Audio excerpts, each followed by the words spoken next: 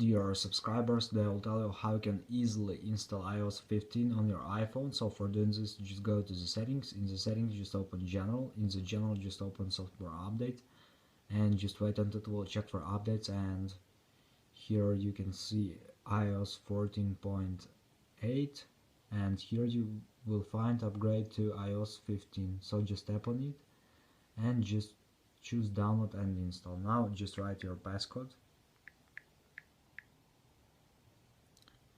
And now it will start download, so just agree terms and conditions, and after